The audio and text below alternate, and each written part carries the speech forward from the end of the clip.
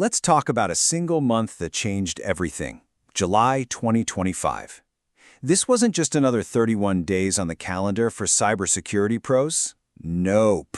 It was more like a pressure cooker, a moment that put this incredible squeeze on organizations all across the US and basically reset the rules of the game. It really all boils down to this one question, right? What happens when the attacks get way faster and the rules get way tougher, all at the exact same time? Because that's precisely the storm that hit in July 2025. The whole landscape just shifted. The best way to think about it is like a pincer movement in a battle. On one side, you've got this relentless barrage of cyber threats, evolving at a terrifying speed. And on the other side, a rapid tightening of all the internal compliance and regulatory rules.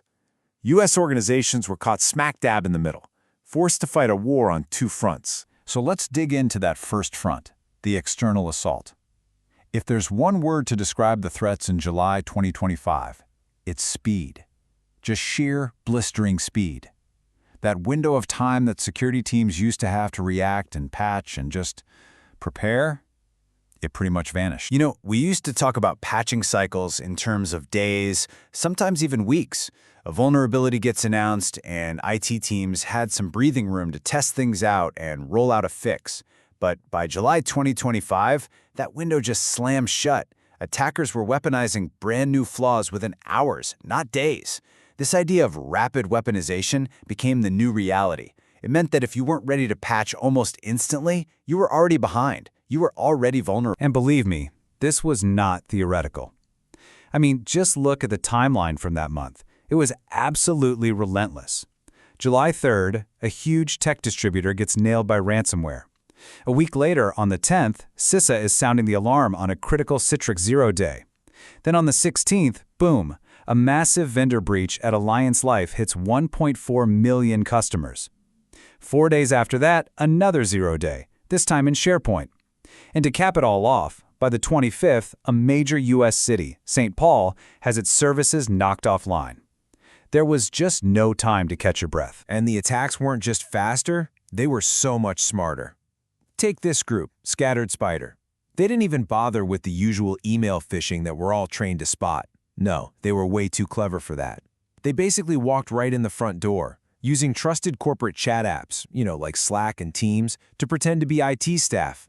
They were using AI to craft these incredibly convincing messages that totally bypassed all the normal security filters. They didn't attack the tech, they attacked trust. Okay, so while that whole external assault was raging, the other side of that pincer was closing in fast. As the attackers got quicker, the rulebook for businesses was also changing. The regulatory world in the US started demanding way more transparency and way faster action than ever before. 4 days. That's it.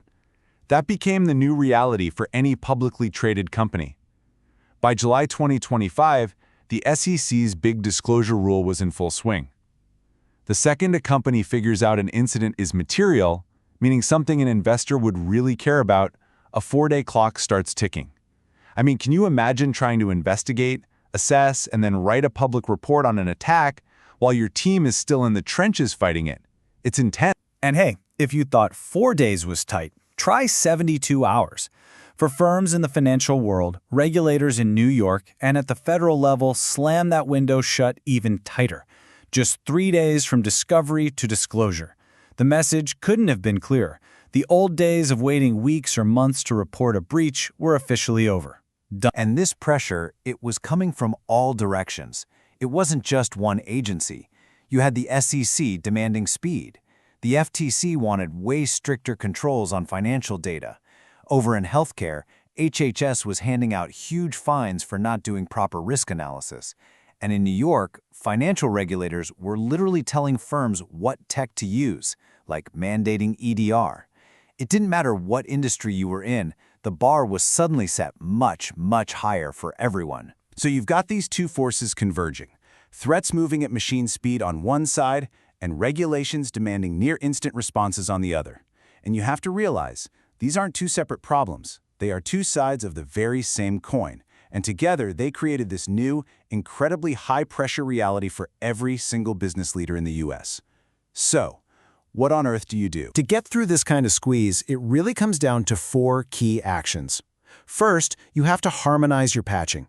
That means re-engineering your whole process to respond to critical flaws in that 24 to 72-hour window. Second, fortify that supply chain. The Alliance breach was a perfect example that a vendor's weakness is your weakness. Third, unify your incident response. You need one single playbook, and it has to be built to meet your fastest regulatory deadline, not your slowest. And fourth, secure your trust channels. You have to start treating platforms like Slack and Teams with the same level of suspicion as you treat your email inbox. And this quote just hits the nail on the head. It says that this evolution shows that human trust channels inside companies are now as vulnerable as email once was, and importantly, they're less monitored. For 20 years, we built these huge digital walls around our email. So what did attackers do? They just moved the battlefield to a place where we were all naturally less defended. It changes everything. So in the end, the big squeeze of July 2025 really laid bare a fundamental truth. Your tech and your policies, they're not enough anymore. You can have the best firewalls in the world, the most detailed response plans on paper.